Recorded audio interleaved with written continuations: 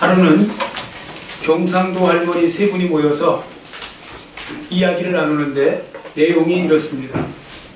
그냥 그들 흉내만 내보겠습니다. 이봐라, 예수가 죽었다 카대. 다른 할머니가 묻습니다. 와 죽었다 카더노. 그래서 이 말을 듣는 할머니가 말합니다. 못에 찔리 죽었다 안 카나. 그래서 또 이 말을 듣는 할머니가 말합니다.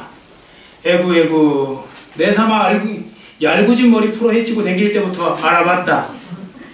그래서 두 할머니 이야기를 묵묵히 듣고 있던 세 번째 할머니가 말을 합니다. 이보래 예수가 눕고. 그래서 첫 번째 할머니가 말합니다. 몰라. 우리 며느리가 아버지 캐싸는 것 보니 사돈인갑지 뭐.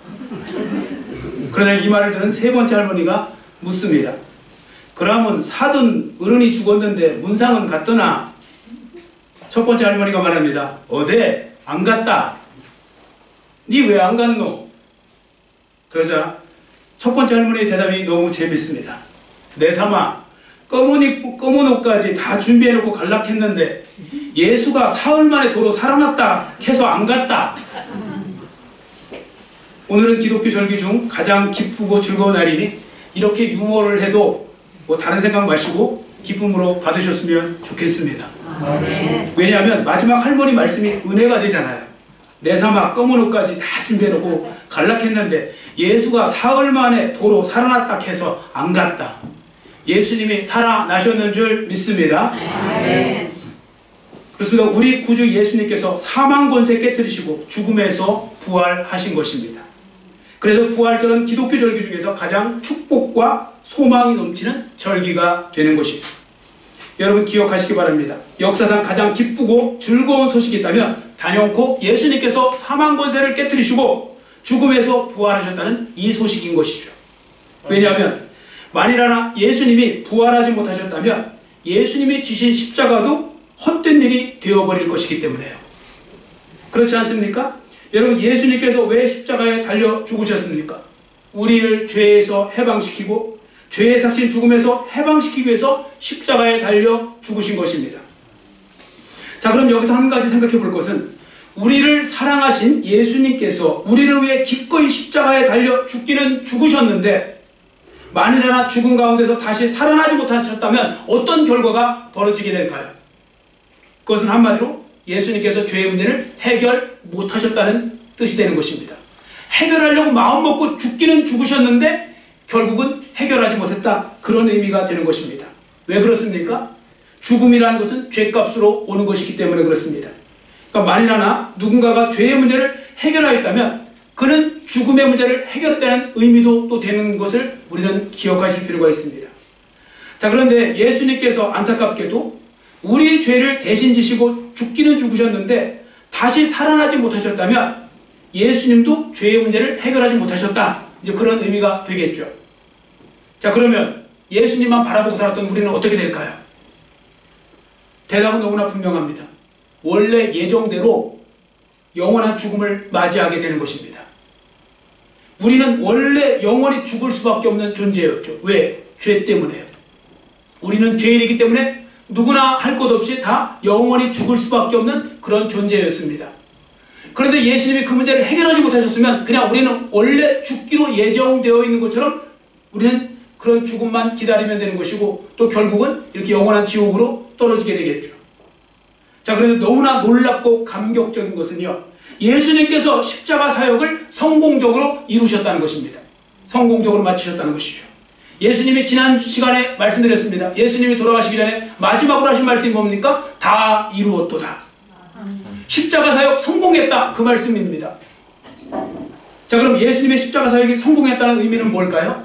그것은 한마디로 죄의 문제를 제대로 해결하셨다는 것이고 그 결과로 오는 죽음의 문제도 제대로 해결하셨다는 의미이고 그리고 예수님께서 죄의 삭신 영원한 죽음에서 건져내기 위해서 이제 우리를 건져내시고 우리를 영원한 천국으로 완전히 또 인도하시는 그런 은혜의 길도 열어놓으셨다는 것을 보여주는 것입니다. 자, 그러면 우리는 어떻게 감히 예수님의 십자가 사역이 성공했다고 장담하며 말할 수 있을까요? 그것이 바로 부활입니다. 예수님께서 사흘 만에 부활하셨다는 것이죠. 고린도전서 15장 20절은 이렇게 말씀합니다. 앞에 보시고 같이 읽습니다. 그러나 이제 그리스도께서 죽은 자 가운데서 다시 살아나사 잠자는 자들의 첫 열매가 되셨도다. 아멘. 여러분, 예수님의 부활에 대해 생각할 때 여러분들이 먼저 생각해야 될 것, 그리고 꼭 생각해야 될 것 한 가지를 말씀드리고 싶습니다. 제가 이렇게 말씀드린 이유는 많은 성도들이 부활 그러면 죽었다 살아난 거예요? 예수님이 죽었다 살아난 거예요? 우리가 나중에 뭐 또 영원히 살 거예요? 이런 것만 생각하시면 안 됩니다. 부활은 죽었다 살아난 것이 부활이 맞는데 왜 그 부활이 그 중요한 것이냐, 그 의미가 무엇이냐, 그걸 아는 것이 중요한데 그것은 바로 나의 죄의 문제가 해결되었다는 뜻입니다. 근데 이 생각까지는 잘 안 해요. 여러분, 부활, 예수님이 부활하셨다, 나의 죄의 문제가 해결되었다, 바로 그런 뜻이 되는 것입니다. 자, 그래서 우리는 예수님의 부활은 곧 내가 죄사함 받았다는 뜻이 되는 것이고, 나의 죄의 문제가 해결되었다는 뜻인 것이고, 그러므로 말미암아 이제는 내가 영원한 죽음을 당하지 않게 되었다는 뜻이 되는 것입니다. 그러니까 그냥 이 생각만 해도 막 소망이 넘치고 기쁨이 넘치고 그러지 않겠습니까? 또 그러셔야 마땅한 것입니다. 여러분, 예수님을 믿으면요, 지금 말씀드린 바와 같이 영원한 죽음을 당하지 않게 되는 것입니다. 믿습니까? 네. 또 어떤 분들은 속으로 이렇게 생각하는 분이 있을 수도 있습니다. 예수님을 믿어도 죽는데 도대체 무슨 말입니까? 내가 아는 어떤 집사님도 죽고 장로님도 죽고 죽는데 뭐 안 죽는다고 하십니까? 혹시 이렇게 생각하는 분이 있다면 다시 한번 죽음에 대해서 정리를 해드리겠습니다. 성경에 보시면 죽음에 대해서 세 가지 죽음을 이야기하고 있습니다. 저를 따라주시기 바랍니다. 그러니까 첫 번째부터 세 가지를 이제 말씀드립니다. 영적인 죽음, 육적인 죽음, 영원한 죽음.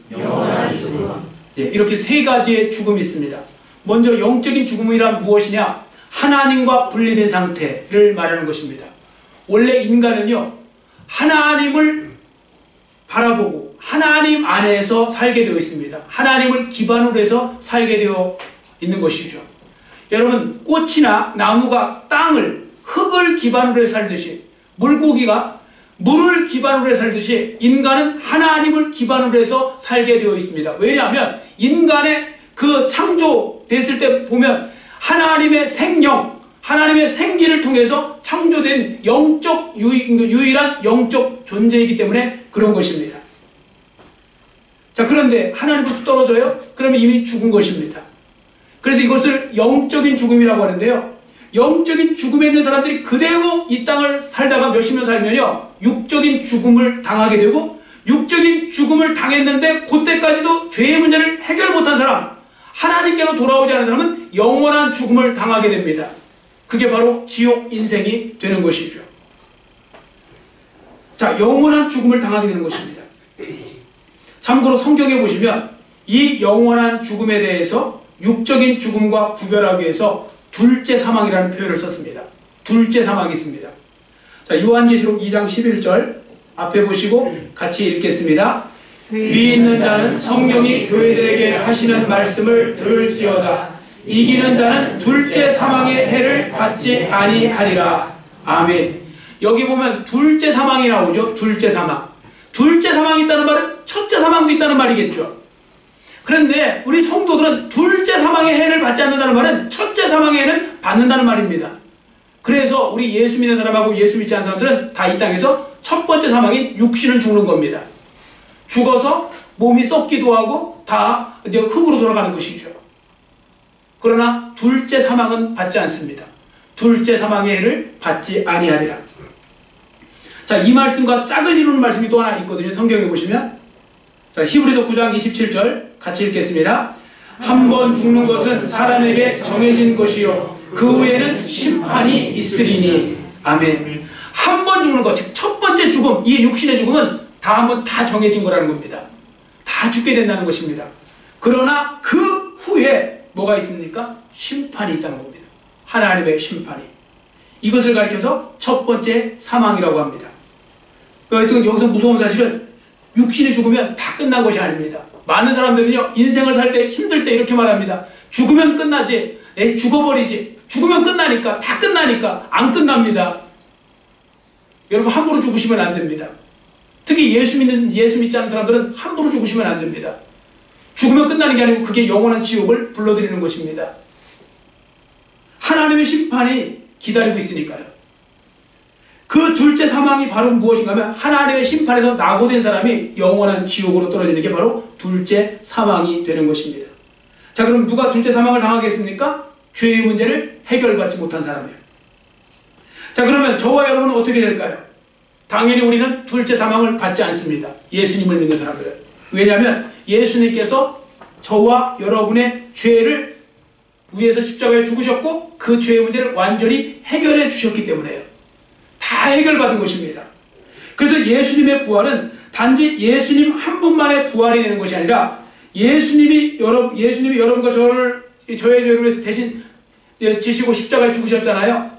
그래서 바로 예수님을 통해서 우리는 바로 구원을 얻고 그리고 영생을 얻고 그리고 부활 생명을 얻고 예수님 부활하신 것처럼 우리도 부활체를 입고 나중에 부활 생명을 갖게 되는 것이죠. 그래서 천국에서 영원히 살게 되는 것입니다. 그래서 앞에 읽으셨던 고린도전서 15장 20절은 이렇게 말씀하고 있습니다. 자, 고린도전서 15장 20절 우리 한번 같이 읽겠습니다. 그러나 이제 그리스도께서 죽은 자 가운데서 다시 살아나사 잠자는 자들의 첫 열매가 되셨도다. 아멘. 여러분, 나무가 열매를 맺기 시작할 때 첫 열매가 달리기 시작하면 그 다음 이어서 열매가 달리지 않습니까? 제가 일부 예배 때도 좀 말씀을 드렸는데요. 청주에 가면, 저희 고향 청주에 가면 무심촌이 있고, 무심촌에 가면 그 벚꽃이, 거기도 유명한 벚꽃이 있습니다. 진해만 유명한 곳이 아니고 청주에도 그 무심촌 벚꽃이 있는데 제가 그 벚꽃을 요번 보면서 참 아름답다는 생각을 했던 것이, 요번에 이제 저희 어머니 그 상을 당했을 때 어머니 아버지 합장을 하면서 그 영구차에다가 아버지 어머니 다 모시고 그리고 이제 그 목련공원으로 해서 이제 가는 중에 어떻게 딱 마지막에 청주의료원에서 빠지다 보니까 무심촌로로 해서 그 벚꽃길을 따라 한참 가는 것입니다. 그래서 제가 그렇게 이야기를 했습니다. 저희 식구들한테 이야기를 했습니다. 마치 어머니 아버지가 소풍 가시는 것 같다. 두 손 잡고. 너무너무 이렇게 좋게 보였습니다. 그만큼 벚꽃이 그때 아름답게 폈었습니다. 자, 그래서 제가 왜 이 말씀을 드리냐면요. 그 무심촌 중에 옛날 충북은행 자리가 있는데요. 거기에 보시면 벚꽃나무가 하나가 유독 빨리 피는 게 하나 있어요. 이상하게 그 나무 하나만 먼저 펴요. 그리고 그 나무가 딱 피잖아요. 그러면 이어서 펴요. 제가 그거 한두 번 본 거 아닙니다. 그 사람들이 다 그거에 대해서 이제 막 여러 가지 해석을 놓는 거예요. 왜 그 벚꽃나무만 먼저 필까? 그래서 많은 사람들이 해석은 이겁니다. 술 취한 사람들이 밤에 거기다가 제일 가에 있으니까 술 취한 사람들이 밤에 거기서 실례를 하도 많이 해갖고 걸음을 많이 줘갖고 빨리 피는 거다. 뭐 그러는데요. 뭐 어쨌든 중요한 건 먼저 하나 딱 피잖아요. 그럼 나머지 벚꽃도 쭉 이어서 피는 거예요. 근데 여러분, 나무도 마찬가지입니다. 한 나무 안에서도요, 똑같이 피는 게 아닙니다. 하나가 피기 시작하면서 따라 피는 것입니다. 동시다발적으로 뭐 피는 것 같아도 결국은 뭔가 하나가 피면서 따라가는 거죠. 예수님께서요, 부활의 첫 열매가 되셨다는 말씀은 곧 우리도 따라서 부활체를 입게 된다. 바로 그 말씀이 되는 것입니다. 믿으십니까? 아멘. 그래서 옛날에 어떤 분이 그런 비유를 들었잖아요. 예수님께서요, 이런 거예요. 그 커다란 그 죽음이라는 물고기가 있는 거예요. 죽음이라는 물고기가. 이 죽음이라는 물고기가 모든 걸 다 삼켜버려요. 죽음이라는 물고기가. 다 삼켜버리는데 예수님도 삼켜버린 거예요. 그래서 그 안에 막 그 예수님을 따르는 무리까지 다 삼켜져 있는데요. 예수님께서 나를 따르라 그러시더니 갑자기 예수님께서요, 거기서 막 그 고기, 그 죽음이라는 고기 등을 뚫고 나오는 거예요. 뚫고 나오니까 막 따라서 막 나오는 거예요. 막 따라서. 그래서 죽음에서 해방되는 거예요. 이제 그걸 갖다 이제 그림화한 것인데요. 여러분, 그것처럼 바로 부활이 바로 그러한 은혜를 보여주는 것입니다. 자, 여러분, 우리가 둘째 사망을 받지 않게 된다는 것이죠. 누구 때문에요? 예수님 때문에. 예수님 때문에. 그리고 우리는 둘째 사망을 당하지 않아도 되는 것입니다. 그리고 예수님이 부활의 첫 열매가 되셨기 때문에 우리도 바로 예수님을 따라서 부활체를 입게 될 것입니다. 그러니까 부활절은 기독교인들에게 최고의 축제일이 되는 것이죠. 여러분 모두 오늘 하루 부활의 기쁨을 충만히 누리시는 은혜가 함께 하시기를 축원합니다. 아멘. 자, 그런 의미에서 오늘 부활절 설교를 특별한 존재에게 듣고 싶은데요. 누군가 하면 천사입니다. 그래서 오늘 설교 제목을 천사의 부활 설교라고 제가 정해보았습니다. 이제부터 천사가 예수님의 부활에 대해 어떤 메시지를 전하는지 우리가 살펴보도록 하겠습니다. 자, 먼저 본문에 보시면요, 예수님이 죽으신 후 3일 뒤 새벽에 있었던 일을 기록하고 있죠. 자, 1절 말씀을 우리 한번 같이 읽을까요? 1절 말씀 같이 읽습니다. 안식일이 다 지나고 안식 후 첫날이 되려는 새벽에 막달라 마리아와 다른 마리아가 무덤을 보려고 갔더니. 아멘. 자, 이 말씀에서 보시는 바와 같이 예수님이 죽으신 후 사흘째 되던 주일날 새벽에 예수님을 따르던 여인들이 예수님의 무덤을 찾아간 것입니다. 예수님이 금요일날 오후 3시에 운명하셨거든요. 금요일날 운명하셨고 토요일 주일날 새벽에 부활하신 겁니다. 자, 그래서 기독교인은 그때부터 예수님의 부활을 기념하여서 주일날이 안식일처럼 해서 주일을 예배하기로 결정하고 지킨 것입니다. 안식교인들은 지금도 자꾸 구약에 머물러 있지만 지금 우리 기독교는 예수님의 부활을 기점으로 해서 주일을 바로 그렇게 우리가 성일로 여기고 우리가 예수님을 또 하나님을 예배하는 것입니다. 자, 그런데 놀랍게도요, 예수님의 시신이 안치되어 있는 무덤문이 열려 있는 겁니다. 무덤에 가보니까 예수님의 시신은 온데간데 없어지고 도무지 보이지가 않습니다.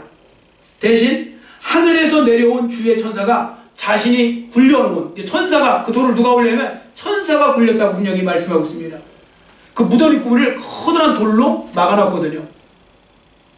그래서 그 돌을 굴려놓고 그 위에 천사가 앉아있는 것입니다. 여하튼 당시 상황이 얼마나 놀라웠느냐면요, 또 복음서에 보면 그때 지진도 일어났어요. 그래서 얼마나 놀랐는지 그 예수님의 무덤을 지키던 군병들이 죽은 사람처럼 됐다고 그랬어요. 자, 4절을 우리 한번 같이 읽겠습니다. 4절 말씀 같이 읽습니다. 지키던 자들이 그를 무서워하여 떨며 죽은 사람과 같이 되었더라. 아멘. 여러분, 얼마나 무섭고 놀라면 놀라우면 이런 일이 벌어질까요? 죽은 사람처럼 됐다는 겁니다. 그 당시 진짜 놀라운 일들이 벌어진 거예요. 막 지진이 일어나고요, 막 무덤굴이 열리고 천사가 나타나고 예수님이 사라지고 막 이제 이런 일이 벌어지니까 그걸 한눈으로 보고 있던 그 군인들이 놀라서요. 한 명도 아닌데 여러 사람이 놀란다는 건 정말 놀라운 일이 있었던 거거든요. 사람이요, 혼자 있었을 때는 무서운 일을 느낀다고 하더라도 여럿이 있으면 안 무서운 거거든요. 그런데 그들이 죽은 자처럼 되었다는 것은 그만큼 놀라운 일이 실제 예수님의 무덤에서 벌어졌다는 것입니다. 여인들은 놀랐을까요? 안 놀랐을까요? 여인들도 엄청 놀랐습니다. 왜 그러냐면 여인들도 그 당시에요, 예수님의 부활을 믿지 않았어요. 어떻게 할 수 있는가 하면 마가복음 16장 1절에 보시면, 마가복음 16장 1절에 예수님 시신에 향품을 발라드리기 위해서 여인들이 찾아갔다고 했습니다. 향품은요, 죽은 사람 시신의 냄새나 어떤 그런 부분을 막고 또 더 좋은 향을 나게 하기 위해서 일부러 그 향품을 바르는 거거든요. 그러니까 예수님이 금요일날 갑작스럽게 오후 3시에 돌아가시는 바람에 그렇게 할 수가 없었어요. 그래서 여인들이 이제는 안식일이 지난 그 다음날 찾아가서 향품을 바르려고 했는데 예수님이 없으신 거예요. 그러니까 여인들도 예수님의 부활을 믿지 못했던 거죠. 그러니까 같이 놀랄 수밖에 없었던 것입니다. 자, 5절에 보세요. 그래서 천사가 제일 먼저 해준 말이 뭔지 아십니까? 너희는 무서워하지 말라. 자, 이제 말씀으로 여인들을 진정시킨 천사는 드디어 예수님의 부활에 대한 말씀을 증거하게 됩니다. 자, 5절에서 7절 말씀인데요, 그 5절에 7절을 천사의 설교라고 생각하시고 우리 한번 같이 읽겠습니다. 5절에서 7절까지 같이 읽습니다. 천사가 여자들에게 말하여 이르되 너희는 무서워하지 말라. 십자가에 못 박히신 예수를 너희가 찾는 줄을 내가 아노라. 그가 여기 계시지 않고 그가 말씀하시던 대로 살아나셨느니라. 와서 그가 누우셨던 곳을 보라. 또 빨리 가서 그의 제자들에게 이르되 그가 죽은 자 가운데서 살아나셨고 너희보다 먼저 갈릴리로 가시나니 거기서 너희가 배우리라 하라. 보라, 내가 너희에게 일렀느니라 하거늘. 아멘. 저는 이 천사의 말을 통해서 이것이 하나의 한편의 설교다라는 생각을 해보았습니다. 제가 볼 때 천사는 적어도 4가지의 동사를 가지고 설교를 하고 있는 것입니다. 첫 번째 동사가 뭐냐면요, 오라는 겁니다. Come here, 오라. 여러분, 천사는 지금 여인들에게 예수님의 부활의 현장으로 오라고 지금 초청하고 있는 겁니다. 6절 하반절을 보세요. 와서 그가 누우셨던 곳을 보라. 오라는 겁니다. 여러분, 하나님께서 오늘 여러분과 저에게도 동일한 초청을 하고 계심을 믿으시기를 바랍니다. 기독교가 부활절을 지키는 이유가 있습니다. 예수님이 부활하신 현장에 하나님은 우리를 초청하기를 원하시는 것입니다. 그래서 기독교 신앙의 근간이 되는 예수님의 죽으심과 더불어 부활신앙을 소유하기를 원하시는 것이죠. 그렇습니다. 부활신앙을 가지기 위해서 제일 먼저 해야 될 일은 예수님이 부활하신 그 현장으로 오라는 것입니다. 우리도 바로 하나님의 말씀으로 그 예수님의 부활의 현장에 지금 여러분들은 초대를 받은 것이고 여러분은 이 자리에 와 계신 것입니다. 자, 두 번째 동사가 있습니다. 보라는 겁니다.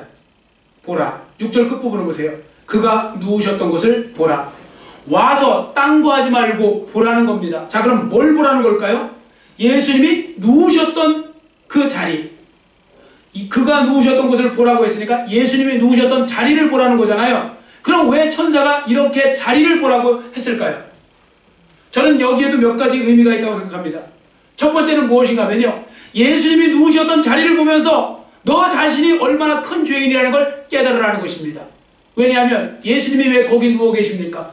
왜 죽어 계셨습니까? 왜 죽어서 거기 누우셨습니까? 바로 나의 죄 때문인 것입니다. 여러분, 내 죄가 얼마나 큰가 알고 싶으십니까? 바로 예수님이 십자가에 달려 죽으실 정도로 나의 죄는 큰 것입니다. 그래서 그 죄로, 나의 죄로 인해 죽으신 예수님이 그 누우셨던 자리를 보면서 내가 얼마나 큰 죄인인가를 깨달으라, 인식하라, 그런 의미가 담겨있는 것입니다. 자, 두 번째, 예수님이 누우셨던 자리를 바라보아야 되는 이유는 우리도 언젠가 누워야 될 곳이 바로 이 무덤이라는 것을 깨닫게 하기 위해서요. 여러분, 이걸 잘 알아야 우리도 죽음을 잘 준비할 수 있습니다. 여러분, 세상을 너무 아웅다웅 사실 필요가 없는 것이, 우리 모두는요, 어차피 이 땅에 육신의 죽음은 한 번씩 죽어야 됩니다. 예수님이 죽어서 누이신 것처럼 우리도 언젠가 죽게 되고 누군가 우리를 안치하게 될 것입니다. 우리도 다 죽는 존재죠. 사람은 다 죽게 되어 있습니다.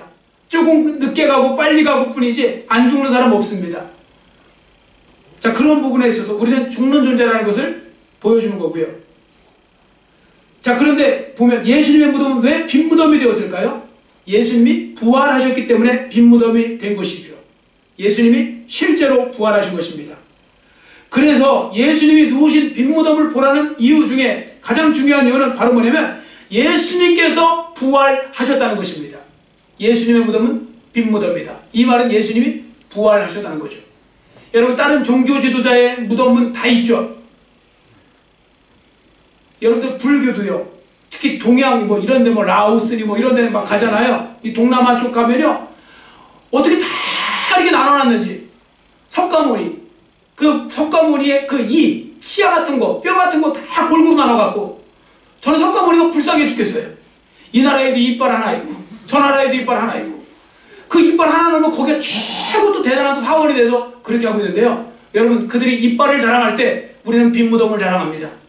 이빨이 있다는 것은 그냥 여전히 죽어있는 상태로 있다는 거고요. 빈 무덤은 살아나셨다는 의미가 되는 것 아닙니까? 예수 믿는 사람들이 그래서 복이 있는 것이죠. 우리는 빈 무덤을 자랑할 사람들입니다. 빈 무덤. 자, 그리고 예수님이 누우신 빈 무덤을 보라는 이유가 있습니다. 우리도 예수님과 같이 이러한 부활체를 입고 살아나게 될 것이라는 것을 깨닫게 하기 위해서 보라는 것입니다. 여러분, 이 사실을 믿으시기를 축원합니다. 언젠가 그날이 오게 되면요, 저와 여러분도 부활체를 입게 될 것입니다. 우리도 부활체를 입어요. 여러분들, 이것이 잘 안 믿어지는 분들은 하나님 앞에 믿음을 달라고 기도하셔야 됩니다. 정말 우리는 그렇게 될 거예요.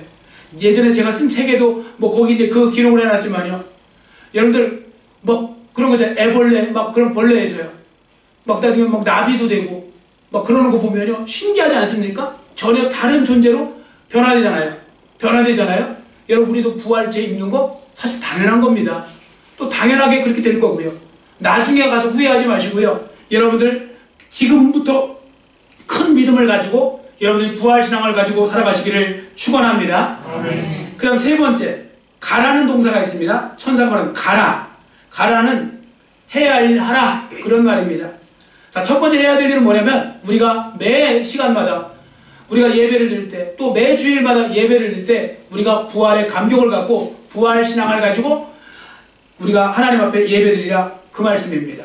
그리고 또 한 가지는 여러분과 저에게 맡겨진 사명 끝까지 잘 감당하라는 말씀인 것입니다. 여러분 주님 앞에 서는 그날까지 흔들리지 마시고 끝까지 충성 다 잘하시는 여러분 모두의 삶이 되시기를 축원합니다. 아멘. 자, 그리고 끝으로 네 번째 동사가 있습니다. 전하라입니다. 전하라. 부활의 기쁜 소식을 전하라는 거죠. 부활을 경험한 사람, 부활을 믿는 사람들은 반드시 그 부활의 기쁜 소식을 전하는 삶을 살아야 되고 또 전할 수밖에 없는 것입니다. 그래서 본문을 통해 주어지는 천사의 설교를 보면 네 가지 동사가 있죠. 오라, 보라, 가라, 전하라입니다. 여러분 오늘 주신 말씀을 잘 기억하시고요. 여러분 모두 부활절을 기쁨으로 보내시고 부활신앙을 소유하시며 부활의 기쁜 소식을 많은 사람들에게 담대하게 전하는 귀하고 복된 삶이 되시기를 축원합니다. 아멘.